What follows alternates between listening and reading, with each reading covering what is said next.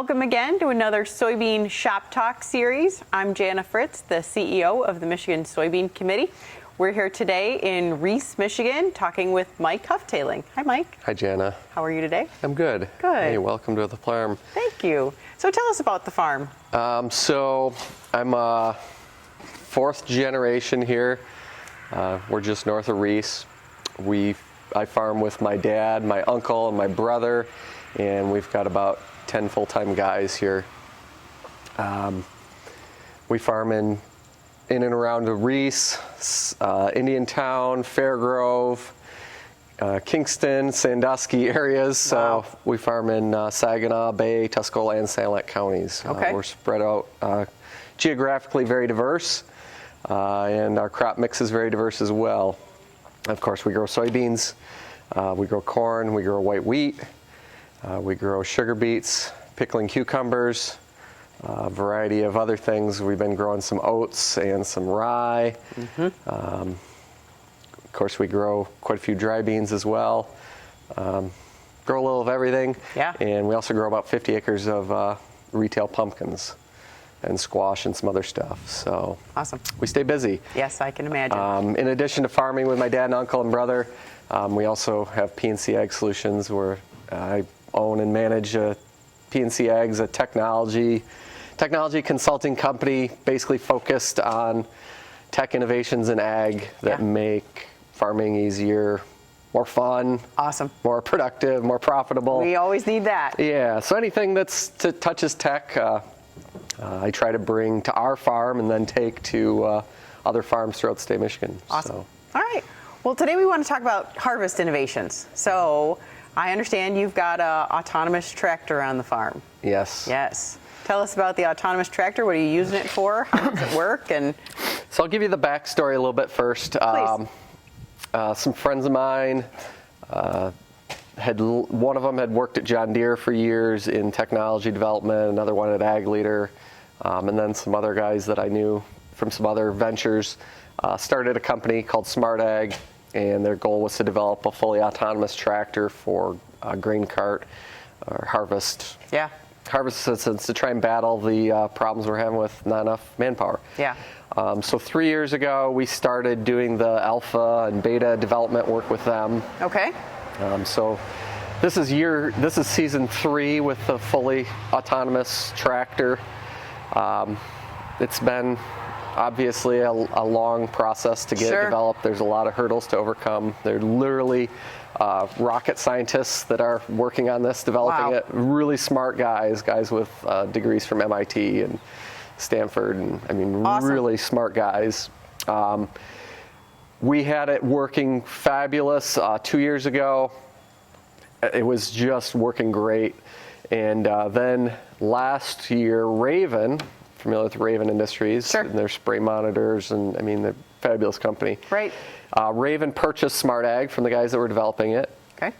And when they did it, they took it completely back to the drawing board and said, we need to make this more redundant and safer. Wow. So it was pretty safe to begin with, but they redesigned everything. So we almost started back over last summer, and they added a lot of features, a lot of camera, a lot of safety features that were important.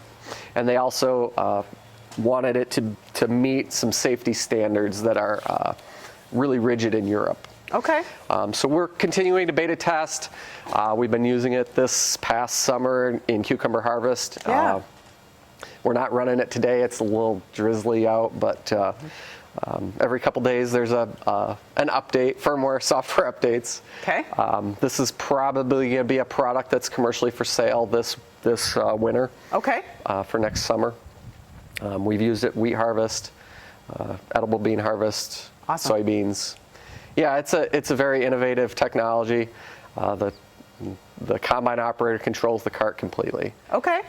So when the combine operator is ready to unload, he's got a display in the cab, an iPad display. He can call the cart, and the cart just comes and syncs its speed with the combine. Okay. And from the combine seat, I can tell the cart to move ahead or move back or move left or move closer. Okay. So I've got complete control of it. And then when I'm done unloading, I can send it to a specified unloading point. Fascinating. And then at the unloading point, presumably a truck driver would be there waiting to get his load. Truck driver can get in the cart and unload it, and then they'll rearm it and ready to go dump again. And when it gets called again, it just repeats the process. Excellent. So it's not able to dump itself right now, but that's more a feature that will be worked on in the future. Yeah.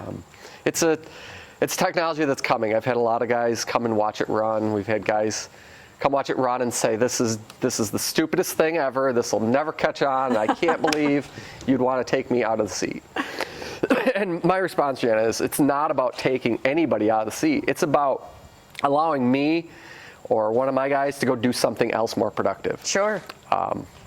So instead of a guy, in inedible bean harvest, low yield, big cart, big dump cart, he's not unloading that often. He's spent a lot of time just sitting in the cab, snoozing, taking a nap. There's the downtime, So instead of him doing that, we still need the cart to make harvest efficient, but instead of sitting in there, he's out planting cover crop. Good. Or doing some tillage, or trucking. Yes.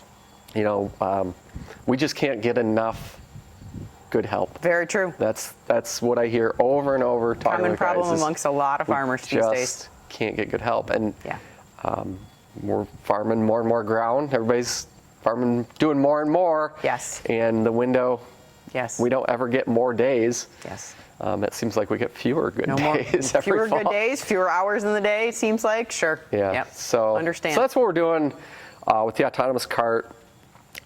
Anybody watching this video wants to come see it run or talk to me about it, we can show it off. Awesome. Some days we've had guys come and want to see it run, and some days it's just not functional. But Raven, we're doing testing here in Michigan with Raven. There's carts in Indiana and Iowa and Illinois, and down south Mississippi Delta there's a couple running. Okay. There's a couple in California. There's some development work in California pulling tomato wagons. Wow. Once we get this technology nailed down, I think it's going to catch on quickly. Awesome. That's very exciting, Mike. Appreciate that. So, and tell us just a couple more things about harvest innovations. Yield mapping, a lot of farmers, some of our viewers are really up on technology, right? So they would be right there along with you with an autonomous tractor. Some of them are just starting with yield mapping. So what other features are you running for harvest technology that we should let farmers know about? Yeah, so yield mapping's not new, obviously, but I want to stress really the importance of yield mapping. We've had yield monitor on our farm for 26 years probably. Okay. We've collected a really big stockpile of data, and we're using that data to make management decisions from fertility applications to drainage to cash rent negotiations to crop rotation. There's so much we can do with that information, and if we don't collect it, we don't get to make those good decisions. Exactly. Through P&C Ag, we've installed just hundreds of yield monitors and calibrated yield monitors, and the thing I want to stress is if you don't have a yield monitor, that's probably the first piece of a technology puzzle to add to the farm. Yeah. The biggest problem we see is so many guys have the yield monitor and they're either just not turning it on, not using it, or it's not calibrated. Yeah. Not calibrated is not the end of the world because at least you can see the spatial differences. This area is good, this area is bad. Yep.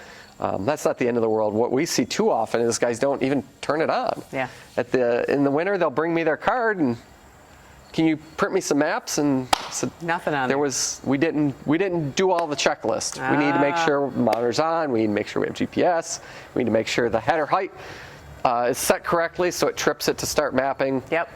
So yield mapping's one. It's fall now, so obviously fertility applications. Selective soil sampling, spatial soil sampling. Yep. We're doing on our farm, really intense soil sampling. Okay. So we can put lime where it's needed to be most effective. Good. Potash and phosphate prices are just off the charts. Yep. So we're using our yield maps and our really good soil sampling maps to make some tough decisions on fertility. Yeah. You can't grow a crop without good fertility. Yep.